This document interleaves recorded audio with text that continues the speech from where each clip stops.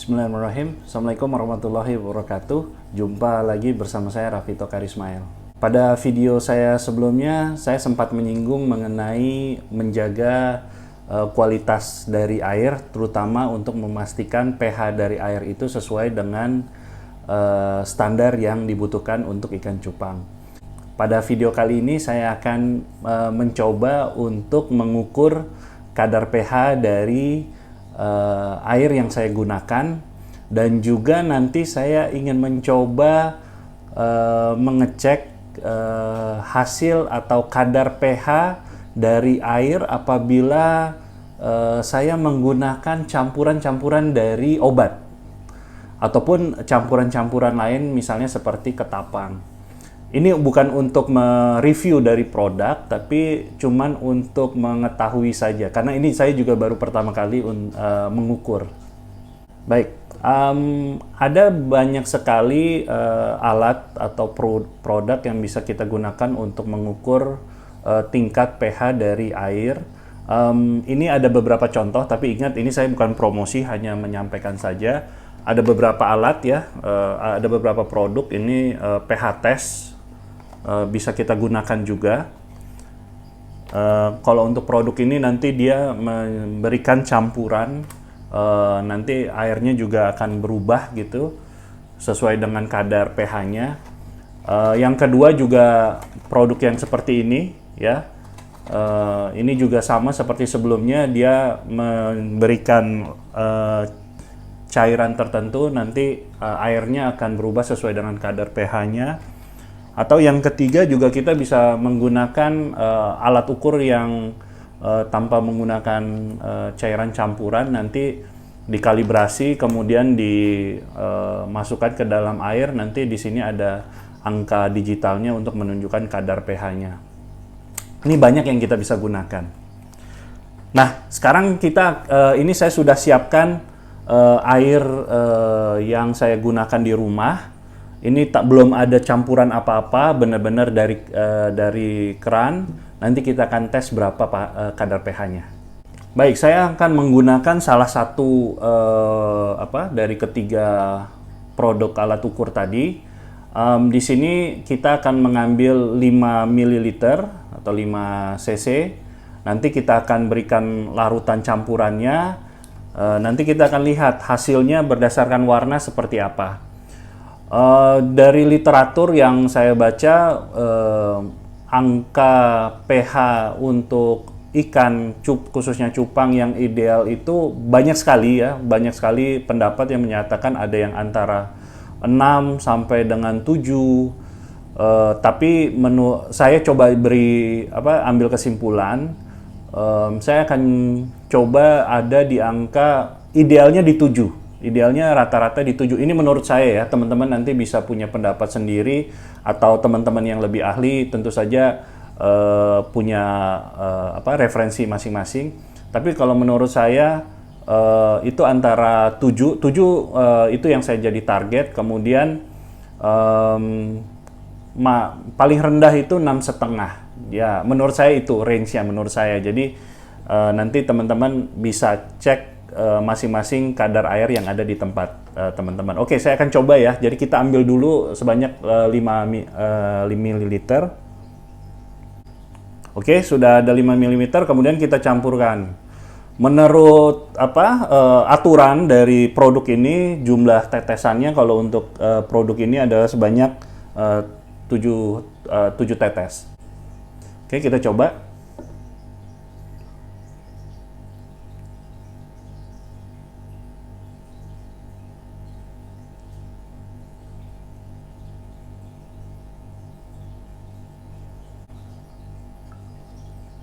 Oke, kita ini aduk.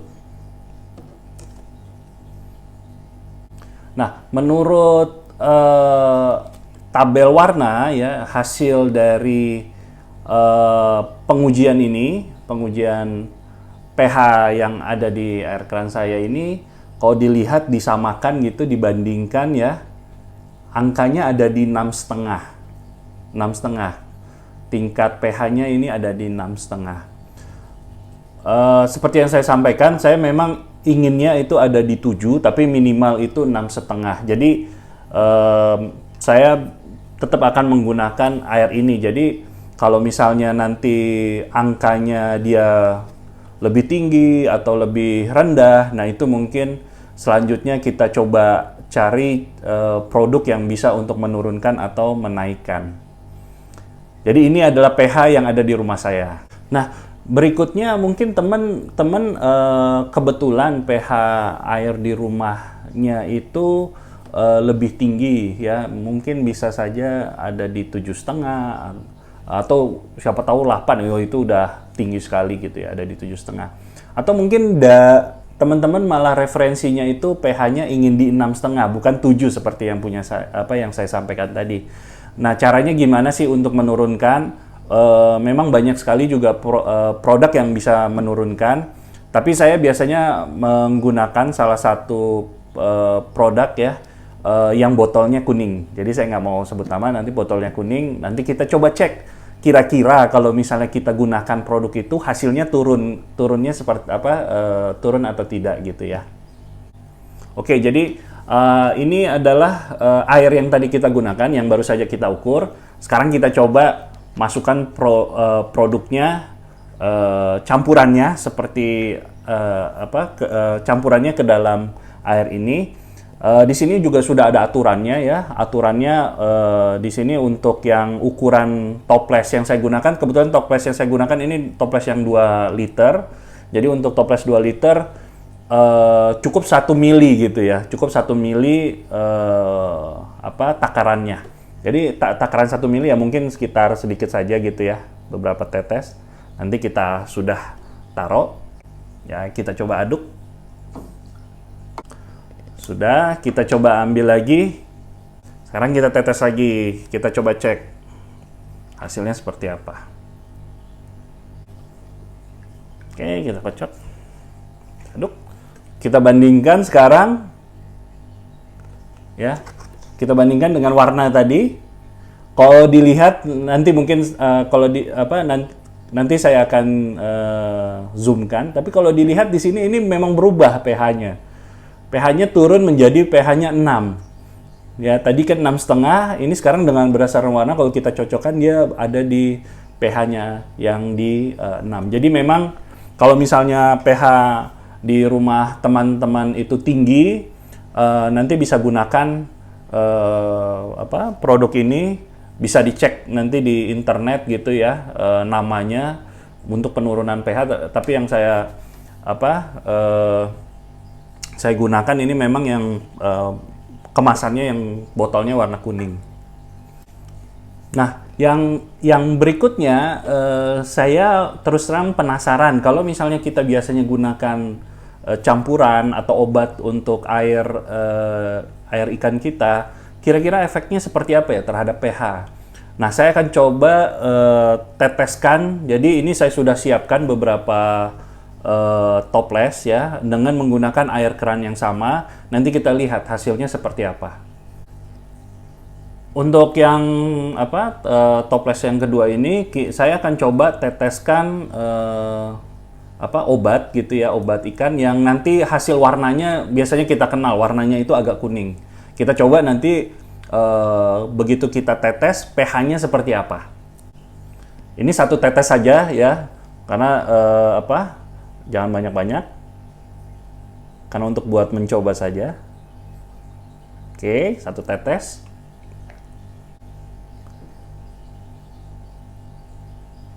Oke, kita coba ya.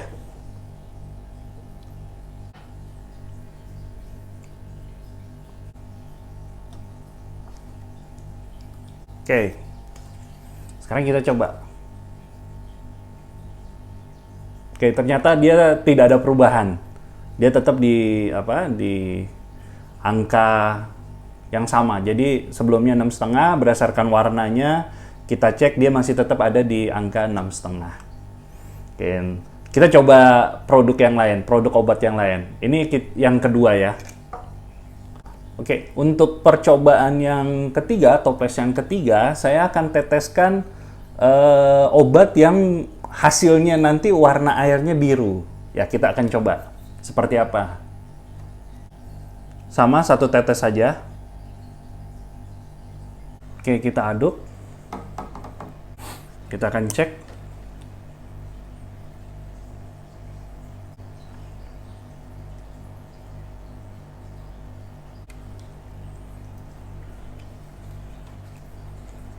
Oke, kita coba bandingkan.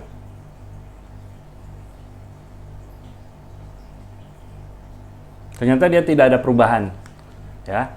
Jadi tidak ada perubahan, masih di pH yang sama di standar 6,5. Untuk percobaan toples yang keempat berikutnya, saya akan tambahkan campuran obat juga. Namun ini obat untuk kalangan sendiri ya. Tulisannya di situ untuk kalangan sendiri, dan hasilnya juga warnanya dia mirip, warnanya juga mirip dengan yang kedua, yaitu warnanya kuning. Oke, ntar kita coba seperti apa dampaknya terhadap pH air.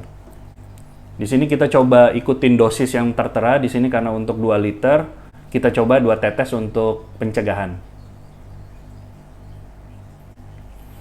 Kita aduk. Hasilnya lebih kuning. Sekarang kita coba pH-nya berapa.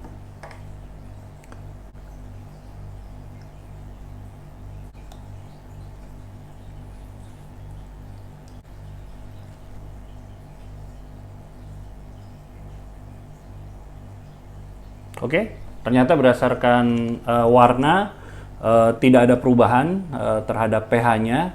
Jadi ini masih sama, masih di standar 6,5. Untuk toples terakhir, percobaan terakhir kita, saya akan gunakan campuran dari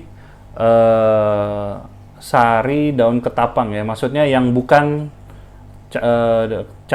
dengan menggunakan daun aslinya, tapi dari campuran lain, produk lain. Saya nanti tidak akan menampilkan pada proses pencampurannya ya, karena itu bisa saja langsung teridentifikasi produknya apa, tapi nanti kita lihat hasilnya terhadap pH seperti apa. Oke, ini sudah saya campurkan ke dalam air. Sekarang kita ukur terhadap pH-nya seperti apa.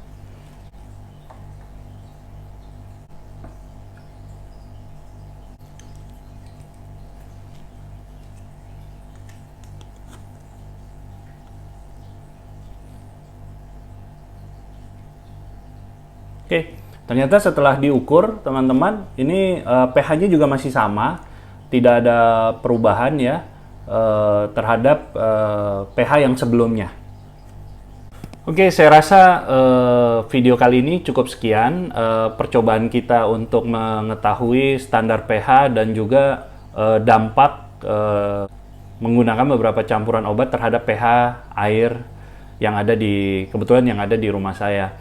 Sekali lagi, tujuannya ini bukan untuk mereview dari produk ya, tapi sebagai gambaran buat teman-teman, pentingnya kita mengetahui standar pH. Kenapa? Karena kalau misalnya pH di air kita itu terlalu rendah atau terlalu tinggi, itu dapat mempengaruhi kesehatan dari ikan.